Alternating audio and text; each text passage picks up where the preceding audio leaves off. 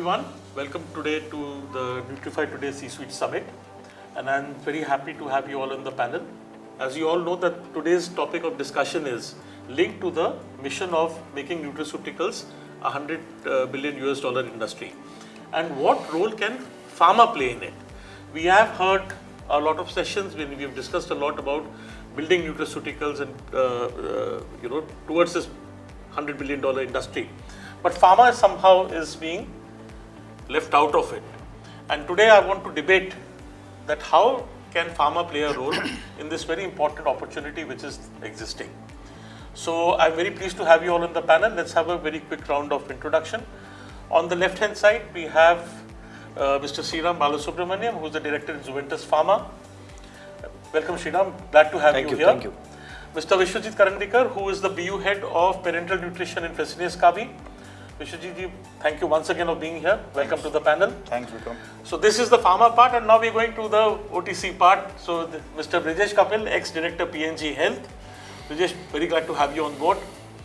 Mr. Dhawal Katkar, senior vice president, OTC and generics at Glenmark. Very pleased to have you on board once again.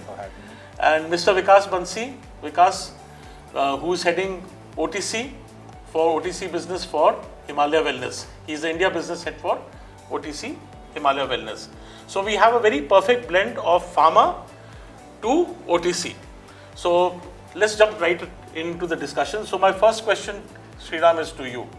As part of pharma, where we have diverse portfolios, what do you feel are the top barriers when it comes to pharma and nutraceuticals as part of the business? So as far as the barrier is concerned, the most important thing is the pharma mindset. The mindset. Okay. The pharma mindset looks at everything clinically. It believes that doctor is the center of all the business and all the prescription and all the diagnosis, and whatever he will ultimately decide in favor of a product is the one which a consumer or the patient should take. So this also is a lack of a lot of consumer research. We have a lot of pharma research, we have a lot of medical research, but when it comes to consumer research, our orientation in that particular area is very limited, because we still don't, as I told you in the beginning, that we think everything goes to the doctor, but let me tell you, the per capita spend on medicine versus the per capita spend on food and nutrition, I mean, we are nowhere close to that particular area. So consumers do take decisions about their wellness, about their health, about their well-being, which as a knowledge we are devoid of, and that's one of the things. Third is, you can call it positive and you can call it negative, is the rigorous process that we take to get a product to the market. Go on. I mean, with the pharma mindset, we have to have standardization, we have to have the right identification, we have to have the medical rationale, we have to have a robust product development, we have to have a robust testing methodology, and after all that long breath that is there, we have people who say that this should be really scientifically convincing, and then it hits the market. Also, the pharma is besieged with choosing between a lot of pharmaceutical products versus the nutraceutical products. Right. So they are used to having faith of launching and marketing the pharma products versus the nutra products, which is changing, no doubt. But these are the barriers which are there. So if I don't want to put words in your mouth, but are you hinting towards saying that pharma will always prefer curative and preventive, and wellness will get a stepchild kind of treatment? No, not necessarily. Look at the typical pharma industry, almost close to 1/4 of the industry's turnover comes from nutraceuticals. Correct. So we cannot say that we have only said therapeutic. But what we have chosen is to reach out to somebody who is elite, who is knowledgeable, and help him make the decision for the consumers or the patients. In that sense, we have not only built products around, say, just simple multivitamin and multimineral or primary nutrients. In the recent 2 decades that have gone by, there has been a recognition to reach out products which actually have not only clinical benefit but a supportive role in the therapy management which a doctor does. So we call it as co-prescriptive in our language. Right, but evidence-backed. But that's the mindset. That there has to be some evidence, there has to be some standardization, there should be some deliverable. Okay, that deliverable is the plus or minus, the way you see it, but it could have positives in the coming time from the pharma side. Right. So that was very interesting. So you were telling one of the some of the barriers, like you very rightly pointed out, Shriram, that it's not that pharma has not built nutraceutical, but they have built in nutritional supplements, be it iron, folic acid, to name a few. But what you mentioned, one of the barriers is that which can be a strength as well as a barrier, to look at everything from a HCP window, and we don't do very few things on what our consumer needs are. Absolutely. That is one of the barriers you would say. Absolutely. Okay. And the long process. There is a long process. That gets a barrier. Thank you so much, Shriram. We'll come back to you for some of the other questions. So, Vishvajit, you have built a business. When we're talking basically, wellness bit, you're into serious parenteral nutrition. So these barriers, when we're talking about going through the HCP route, so-called barriers, building evidence, how does pharma actually work on it? And what are some of the factors that it can use to build a very successful, as you always say, nutraceutical business, not necessarily nutrition business. I remember that from the last discussion. Yeah, thanks Vikram. Also thank Nutrify to have me here on the panel discussion. Just to add to what Shriram was saying, has pharmaceutical industry done something for the nutraceutical industry? It is yes and it is no. Yes is because there are a lot of brands which have shifted from typical pharma business to OTC business. That's why it has happened. It's basically because of the backing of an HCP. I will not say a doctor per se, because it's a HCP, healthcare professional, because it can be a dietitian, it can be a trainer, or it can be a doctor, it can be a homeopath or whatever. And why no? Because has it done sufficiently? Then probably there is a lot of scope for improvement. Now, why HCP is important according to a normal person, layman, is because HCP will always look for the safety and benefit for the patient. Now, why safety is because there should not be any untoward reaction, there should not be any adverse reaction for the patient. So there need to be good trial backup for that. Now, what is benefit? Patient benefit is it should work for the patient for which it is given. That's the most important thing. Yes. Now, after that, why this thing is important, nutrition is important, is because if the patient is in ICU or if patient is in the hospital, and if the patient is not properly nourished, he will never ever respond to the primary line of treatment. Correct. He has to be built nutritionally. That is proven beyond doubt. Now, for that, the patient needs to be scanned for nutrition. It's not that a good looking or a normal looking patient is a well nourished patient. He may still be weak in terms of different parameters. So he needs to be scanned. There are different methods of scanning a patient. So he needs to be scanned, and let's say the patient has to be operated tomorrow, then he needs to be built nutritionally pre-op. So post-op, he starts responding in a much better way. If the patient is nutritionally depleted, he will never ever respond to the primary line, that is antibiotics, or even if he is on ventilator, he will not be weaned off from the ventilator if he is not properly nourished. So why HCPs are important are because of this. Okay. Then over a period of time, once the clinical benefits are being stamped and endorsed by the HCP, then I think the roads are open for OTC, or the consumer can directly purchase it from the retail shop. Vishvajit, I'll just take one thought from what you mentioned, and we had discussed this offline also. You are marketing products which are for nutrition, not nutraceutical. Yes. And I remember you had in another forum you had mentioned this thing about the importance of diagnosis, that what a patient presents himself as or herself as may not actually get reflected. So my first question is, where it's, if I can call it serious nutrition, what is the in terms of diagnosis for the nutritional status, what is the penetration of that in a secondary care or tertiary care setting today? See, if you see the statistical significance, then believe me, even in top hospitals, corporate hospitals, 50% of the patients are malnourished. Are they diagnosed? Yes. It is being proved, recorded and statistically proven. At least 50 to 60% in the Asian countries, they are malnourished. And So yet, there has to be a nutrition intervention. okay. And Whether it is enterally, whether it is parenterally or it is orally. but there has to be an intervention. 100%. So that's like when we come from pharma, and Shriram, you know that a lot of therapy building takes place in pharma around diagnosis, right? Whether Correct. it's even if we talk about iron, anemia Supplement, diagnosis, right? We do that. We do osteoporosis diagnosis. We do asthma diagnosis. We do diabetes diagnosis. But typically, when I see a pharma marketing mix, even for companies which are marketing nutraceuticals, we don't see diagnosis or facilitating diagnosis as a lever to drive that. But when you talk to them about the core therapy, you will see invariably in the strategy plan there will be a diagnosis which is mentioned. Correct. So would you attribute this to a mindset issue? No, you see, there has been a lot of growth in terms of diagnostic tools which are available, diagnosis which is available. For example, today you can do a vitamin D3 profile. Right. You can do a mineral density. yeah. Okay. You can do iron deficiency.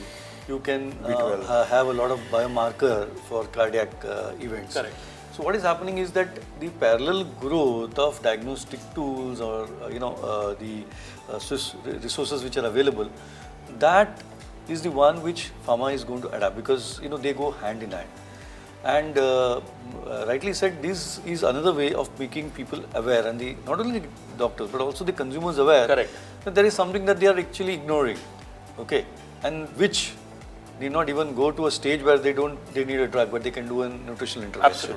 Absolutely. So you are saying that if one way is if pharma can spread or spearhead using their access to HCPs, as we say, Vishvajit, of facilitating diagnosis and of nutritional status, that would play a role in creating that kind of awareness. Yes. To add to that, if the person or a patient is nutritionally well, then the length of stay is considerably reduced. Yes. Then the ventilator stay of the patient is considerably reduced, and that finally actually is the reduction of the cost, which a normal patient probably may not accept it, but it's a proven fact that the length of stay is definitely reduced. Yes. Cost of the treatment is ultimately reduced. In fact, in a tertiary care setting, you would recall that we were having the discussion that one of the KPIs for your NABH accreditation, is your average length of stay, ALOS in the hospital, and it has been proven that an ALOS between 2 to 2.5 days, if maintained, has an impact on hospital profitability. If you go beyond that, then hospital profitability gets adversely compromised and impacted. So there is what you're saying. There is direct relation to that. So even at a primary care setting, if pharma using its muscle amongst the HCPs can facilitate diagnosis and awareness, that would build credibility. Yes, absolutely. Added to it, pharma spends a lot of resource and time and money on camps. Yeah. It's not only identification, but through the HCPs there is an educative phase. Correct. Which is not fully exploited, but I'm saying it is being done, but it could be exploited more for consumer to really understand that they have certain areas where they can actually look at themselves and decide about their wellness state. Right. In fact, when you're talking about the barriers, Shriram, I've been since I'm not attached to any company, I always see, even right from the time when, I'm not talking about the frank nutraceutical pharma companies, but typically the intent is, okay, acha product hai, we take that, we build up a certain amount of top line. Though we have examples of very, very successful brands in the, nutraceutical space, which is there. But if it's a large opportunity, I think what you mentioned, that building with evidence, you talked about getting consumer insights, looking at a bit beyond the HCP window in terms of what is the problem my brand is solving, should actually help. Absolutely. Right. Thank you so much. Now, we're moving to the right-hand side part of it. So, the pharma to the OTC part of it. So, Brijesh, my question is always the offline discussions we've had, that if you've seen so many switches which have been from, you've taken brands from ethical pharma and you've moved to OTC, right? What role you've accelerated growth then? I mean, the brands have been at a new pinnacle of growth. What role, very dispassionately, do you think pharma played in those brands before you took them to OTC? Did Pharma have a role to play? I think, like the left or right, let me correct, like left is right as regards Pharma legacy and the doctor legacy for any of these switches go. And the right part actually, like takes it and just explodes it, like beyond a point.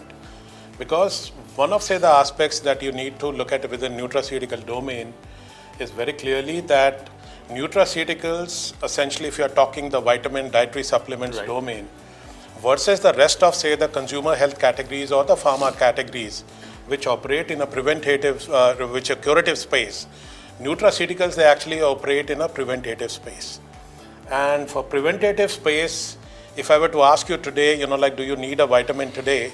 Your answer could be yes or no, maybe. Maybe not. But if I ask you, like, you need a cough syrup, there would be a very clear yes or no answer to it. Yes. So there is no trigger for any of, say, these nutraceutical stuff and all, so to say.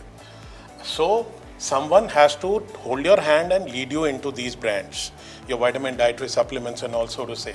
So very clearly what ends up happening, the doctor does, like that hand holding for all the brands. I would say Revital, it topped the charts in all of the Indian pharma market. It was bigger than your Mixtards and Taxems and, all the Corexes and all, like of the world. It became largest because it had a doctor legacy. And I can say that doctor's criticality is so important because I was doing brand tracks and all every 6 months on the brand. And all the market research reports said that upwards, even with Salman Khan and 40-50 crores worth of advertising money that I was pelting behind the brand, almost, like 42% of the first time usage of the brand basis brand tracks was coming on account of doctor recommendation. Is it? Yes. With Yuvraj 2 years and Salman Khan 2 years gone, I was on to, like the third year. And with 40-50 crores of, like advertising, first time usage of the brand, and for a marketeer, it's extremely critical. Means Dhawal and Vikas would, like bear it out. If I want to expand my brand and explode my brand track has to say what are the triggers to first time usage. So how you get new trialist onto the brand. So doctors, you would not believe that I was switched. It was, like pharma, arey tum itna advertise karte ho, why do you need, like doctor? I said, you look at this first time usage, I need to grow the brand basis. I was 90% of the market share on ginseng based rejuvenators. So you had to have, like category growth. And how you get category growth is essentially if the first time usage is 42%, television is 20%, how much can you, like grow the brand? You have to pick up the biggest pie, which is the doctor reco. And you would not believe for Revital, we ended up, like having a field force, which was, like med reps. And virtually when it came over, like it became very difficult to us to grow the category. With the pharma counterparts and all, we went over. They had a division called Outreach, which was going to tier 3 and below towns and all. And we mentioned that, like we need to get. So twice I took MD over to the pharma business head and we got them to, detail the product in the interiors. While on the consumer side, I was advertising 40-50 crores with Salman. As like not a single, like magazine, not a single newspaper. And I used to, like just throw up that within 2 hours, if you don't hear or see Revital, if you're on the roads, like call me back. Wow. And that was the extent of advertising, but I was not leaving the hands of doctor. Doctor is extremely critical because it's, like source credibility. You look at most of the FMCG brands today, they make, like guys wear a lab coat. So take these Huggies, your kid will grow 2.5 inches taller because he'll sleep better, and it's a lab coat which is doing the job. And these brands, all the RX to OTC switches, the job has already been done by the doctors. So no one has to say, if a brand comes through the consumer route, it's, like you will get users on the brand, but you would get brand flirters who would come in and go. But a brand which has come through the doctor's domain as an RX to OTC switch would, like continue staying and, like you can grow it. I've done it with these brand that you handle, Neurobion was, like a 60-70 crore brand. We took up, in fact, say the 2 RX to OTC switches of brands like your Avion, Polybion, Neurobion, Livogen, etc. All these brands were RX to OTC switched. in my consumer division, and we virtually doubled the sales of these brands, and a lot of them were degrowing in the, like RX domain. So I would say there is an ideal time. You need to select the brand, when to switch. If your prescriptions start falling, plateauing or falling, and your sales continues to go on the rise, that's when you need to make a switch. And why your prescriptions plateau is because there is a better molecule which has hit the market. Suppose your joint pain was getting cured with paracetamol. You need to understand diclofenac has hit the market. Now guys are switching. If the guy who has continued treating his joint pain with paracetamol his whole lifetime, he happens to experience diclofenac, you have lost that customer forever. There is a lifetime value of the customer. So if you're not switched at the right time, you are, really an indicator of high increasing sales is indicating that there is huge self-medication. Switch the brand and then go about, exploding it, figuring it up. I've seen brands grow through advertising. I've seen brands grow through, in the COVID, I was just consulting a brand. I saw, it just forced the guy to buy Nielsen, hardcore pharma company. Buy it. What is Nielsen? What do they do? What do they tell us and all? It's the data. And the data that came over to me, within 4 hours, I gave a recommendation. The per dealer offtakes of that company was twice that of the brand leader. Brand leader was thrice their sales. I said, you need to make sure that you jack up distribution. From a 12 crore brand, the brand became 90 crores just during, 1 year's time, just correcting distribution. Correcting the distribution. So all that comes in later, but the doctor legacy part is, extremely critical because that provides the source credibility and no one can refute, doctor's recommendation. And if you look at, say, Volini also that I switched, my core heart of the brand was Volini #1 prescribed pain reliever. Okay, right. Trusted by them, trusted by the doctor, used by the doctor and used for the family and used for correcting pain and all by himself. So it's doctor is, I think, not just, in the pharma domain critical, it's critical in OTC domain, and I would say it's becoming critical in FMCG domain as well. I'll go to Sorry that. for the long answer. No, not. I think this was again very enlightening, and I'm taking 2 points because whenever I sit with a panel like you, I'll jot down all the notes. But I love this thing about your first time usage. If that core and that pharma, the HCP maintains that 42% and which you call, that builds that. If we do go without that, this new, new segment brand flirters. Yeah. So there is a high churn over there, and it doesn't give that core base for you to build the brand. And Brijesh, thank you for the very candid view because you have built those brands, on switch.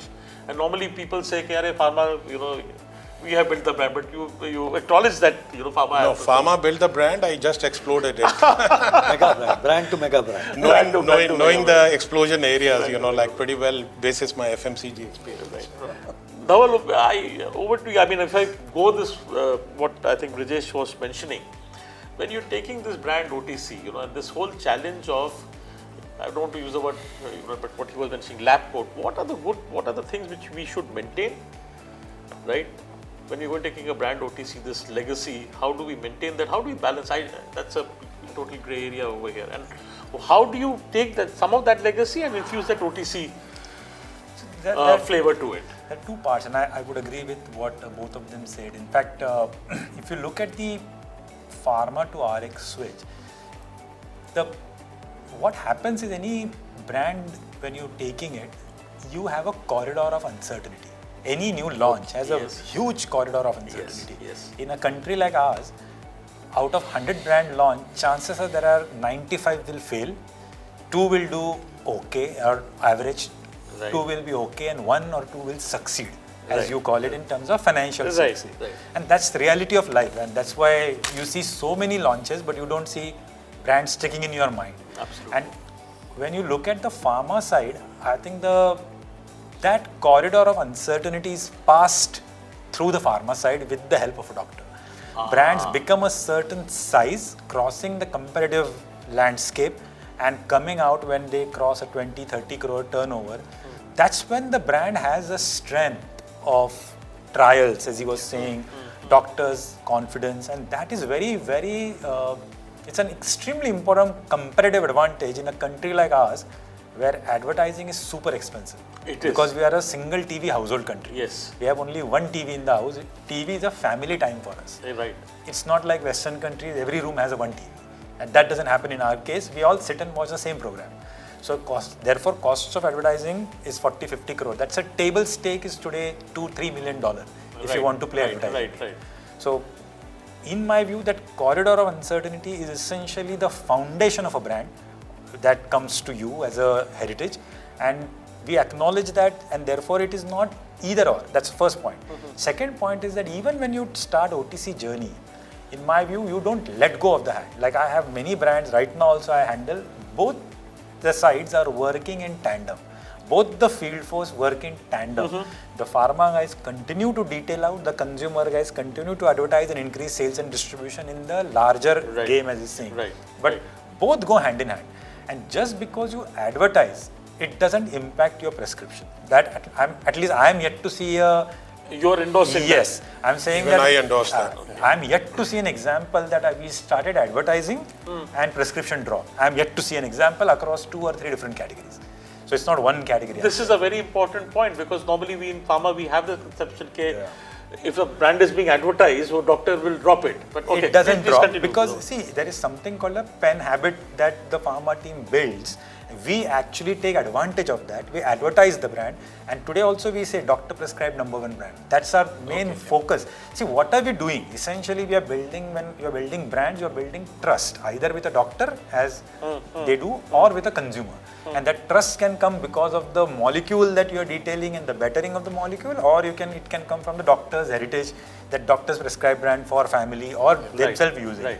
Essentially, it's a dialogue of trust, and when that trust is built, consumers do come back again and again. Even doctors have that trust with the company and the brand, that this brand is right brand. I've been prescribing it for last 5, 7 years or 10 years and I'm used to it. So that works very well. So it's not either or, it's in tandem, the way at least we see it.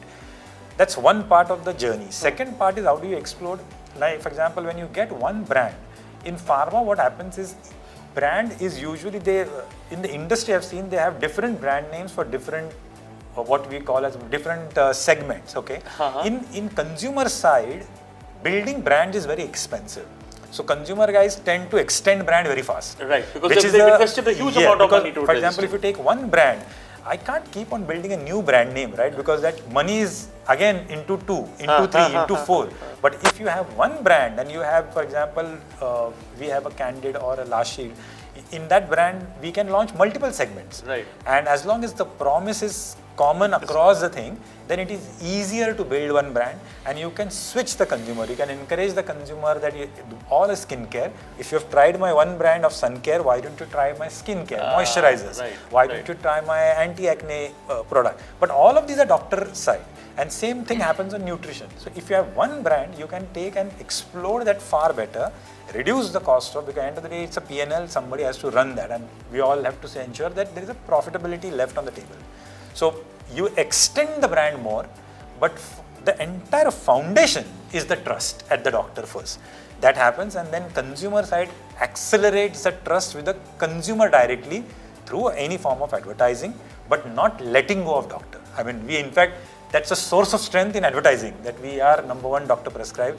Otherwise, you have to end of the day show only a lab coat person, which you and me as a consumer know it's not real, because we also discount. I think Dhawal, what again, when I'm picking these words, is the strong visualization of corridors of uncertainty. It's like an incubation. It's like the brand is being built, and can you shorten that corridor of uncertainty, or can you reduce the risk? Can you build that trust, and then you take it to the consumers on that core belief of trust? See, what happens is when the brand comes, somebody is transferring that trust to you, and you are a trustee of that brand, right? As each of us are a trustee of the brand that we're trying to build. Our job is to ensure that that trust is not shattered in any way. You remain true to the formulation, you remain true to the promise, and you extend that promise till the time it can be extended. You just don't go left, right and center, extend the brand. Right. As long as it's in the area of expertise, you can extend the brand. Right. But you are a trustee of the brand. So if you do that well in the communication, in all form of communication, it generally works well with the consumer. Consumers do understand that. You gave me a cue. I don't know whether I should be bringing up this topic. When you talk about the trust custodian, I would like to revert back to Brijesh on this, that a brand which is being built on certain ingredients and trust, can it be mismanaged and the trust betrayed? Yes, I would say Revital again, it's a core example. I left the brand in 2013 in 320 crores. It was, like for a couple of months in that year, it was the largest brand in the Indian pharma market. The brand has only touched, post I left that, only 200 crores once in COVID. My 2017 target was 500 crore for the brand, and it's almost 10 years have passed. Today the brand, if I were driving it, I'm not, like making it up, it should have been, like at least 1,000 crore brand and all. For sure, the way from a 50 crore in 2006 to 320 crores, it has grown, like virtually 6 times on top line. What I'm talking is, like it had to just go thrice in 10 years time. So it would have been, like a easy. But if I look at, say, the formulation now, like, like I'm with a part of a CDMO, Amul Pharma, and Revital for women used to be manufactured at this facility. And it had 30 ingredients while Revital had only 20. And, like a ginseng, and not a single batch failed here. The quantum of, say, the vitamins and minerals that the product had when I was selling it was, like the quantities were higher. The ginseng was sitting at, it was, like a 20% ginsenoside and 212 delivering 42.5 mg of ginsenoside. Today, the brand is delivering 4.25. How much did you say? 4.25. Just 10% of what ginseng was contained. And that will give you all the answer, Vikram. So you don't have to, like scratch your head to figure up if the brand which was, like topping the charts in the Indian pharma market, like how the brand could, like plummet. And as I mentioned, like in the initial talk, means a ginseng is not ginseng. You have Korean ginseng, you have Siberian, correct. You have American, you have Korean Panax ginseng, you have red Korean Panax ginseng, and with a different makeup of, like ginsenosides and their fractions and all. So RGA, A1, RGB, B1, their ratios matter. If the ratios get, like toppled because of a method of extraction of ginseng, you could, like, and you get ginseng from the leaves, you get it from bark, you could get it from tap root, secondary root heads. Composition of all those would be different. And you don't know, like what is working for you, what is not working. And if it is not working, then, like you need to set it up. But if it is working, don't meddle it because you don't know a thing on it. Absolutely. And that is exactly what has happened to Revital. Unfortunate. And the brand is, like 150, 200 crores and all. It used to top the charts. It's not amongst, like top 40 at the moment. Unfortunate. So Unfortunate. this is where I think, like the brand could plummet as well. So. Because this is your cue. This is somewhere where I want you to, step in and say that when you're looking at all kinds of OTC, Ayurvedic, you've seen nutraceuticals, you've seen hybrid models, right? What is your take on some of the key do's and don'ts in, driving this business forward? I think the first thing is first, and I've always said this in different forums, get the balance right. And if something is working for you, like Brijesh just said, don't go and push it, in a rush to get out of that corridor of uncertainty. I've seen a lot of organizations tweak too much. Talking of extensions and building on what Dhawal said, I've seen organizations which have a brand that is, detailed only for doctors because they're too scared that they might lose prescriptions. So they keep one extension for the doctor, and you have medical reps going and say, Doctor Sahab, ye dekhiye, you can prescribe this because I'm advertising that. Unfortunately, in the consumer OTC space, it does not work like that, because when the consumer looks at a brand, the consumer looks at a brand holistically. You, as a marketer, you can have all the extensions that you want and believe that your consumer will fall for those extensions, and believe that your doctor would continue to be the gatekeeper because you have kept a particular extension. In reality, the idea is to get the balance right, get the communication simple, and be very, very consistent on it. Because if you're always going to be in that fear of not letting go of your prescriptions, at the same time not letting go of advertisement, or you want to accelerate too fast, in the journey what you end up doing is, over a period of time, because of again P&L or other pressures, Naturally. you end up choosing one over the other. So in some cases you might dilute the ingredient, you might decost it. In the other, you might just let go of your prescription, saying, okay, my prescription's plateaued anyways, so why do I require them? I think that is where most companies have got it wrong, right? The starting point is the prescription, and you can't let go of that as you build your brand. Nor can you just do an artificial salutation to it by just keeping one extension and then going completely crazy on the consumer side, trying to show that your child becomes a Superman by having XYZ, but you're going to the doctor and say, no, look, I have these claims and I have these clinicals behind. It does not work like that. So I think the idea is to have that balance right, to not let go of something that gave your brand the legs in the first place. And we would always inside the boardroom debate hard and push each other. Does your brand have legs? And if it has, then how do you make the brand grow on those legs and take it forward? How much can you extend by keeping the core intact rather than trying to dilute by doing multiple variants and confuse the consumer as well as the doctor, right? So I think that for me is very, very important to do out there, right? I mean, get that balance right. In terms of don'ts, I mean, like I said, you could end up diluting what you started with in terms of formulation. You could do it in terms of your coverage, ethical coverage, trade coverage. Messaging does not work. Messaging, I mean, there are so many don'ts because marketing at the end of the day is all about getting your core messaging right consistently. In fact, what he's saying, one point on that, which is the extension point that he's talking about.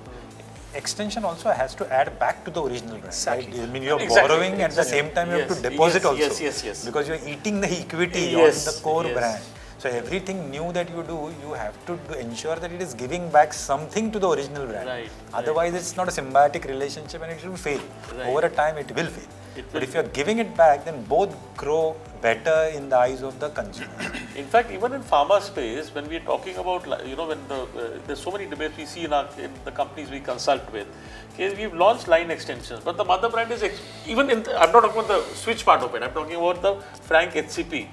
When I said that this is the old brand and all that, if it's an old brand, then why are you keeping that extension? Exactly. Correct. Absolutely. Then don't do it. That name has to be an asset. It cannot be a liability. Absolutely. Right? And that's interesting. And just tell me one more thing, Vikas. On this, when you're talking about messaging, and this is open to everyone. Thanks to Nutrify also, we've got exposed to the nutraceuticals. We've seen this in pharma. Today, one of the panelists was talking. Why are we so hell-bent on ingredient communication and why not benefit-oriented communication? It's happening in nutraceuticals also, it happens in pharma also. हम देखते हैं कि the brand has this, we promote the ingredient, we promote this additive. Why is benefit orientation not implemented? I'll take that. I mean, there are two aspects to it. One is the regulatory and the science aspect. When you pitch on ingredients, you kind of are protected in a way that you don't have to do clinicals. You can stick to your ingredient-led claims or benefits.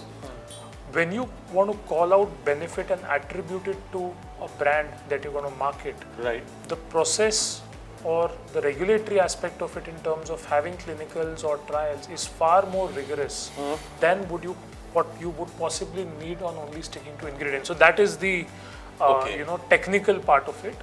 The non-technical part of it is, I think as marketers, and I'm as much guilty, we all want to stick to something which is already available. I mean, courtesy Google Baba or courtesy so many other things. Why, if a manufacturer or a CDMO or someone comes and tells you, look, this is what I have, and this kind of reduces your time to market by say 6 months or 12 months versus something that you may have to test, try, and then go ahead and hit the market.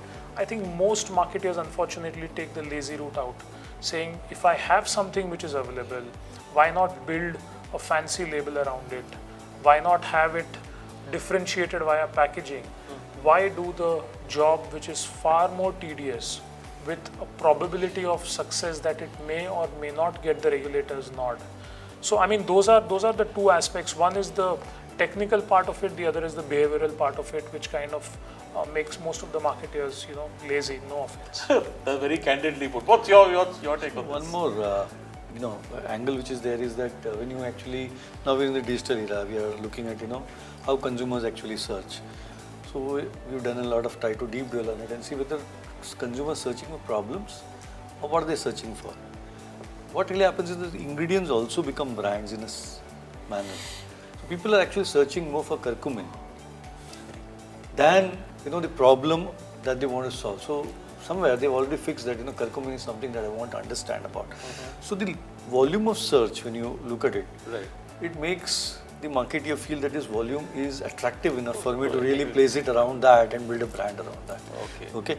And then comes the benefit advantage because it is borrowing from this particular habit of the consumers. That's what is also. But the biggest risk associated with ingredient-based marketing is, again, as we talked in, say, the initial bit, that an ingredient means, like the rigor with which a company with, known legacy comes out with, like an ingredient which is likes of, like a DMF, which is, like standardized and would deliver like the same extract.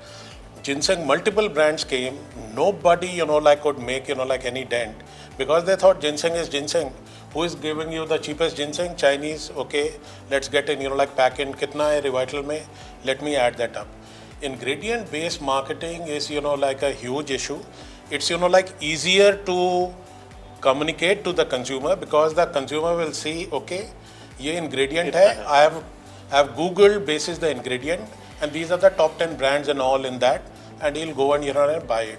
But the issue is you are making yourself naked in front of the whole world competition who can, just mime you, throw up a better price and, lick you out of the market. So very clearly a benefit based, marketing of nutraceuticals would be far superior, but it's a long drawn, process.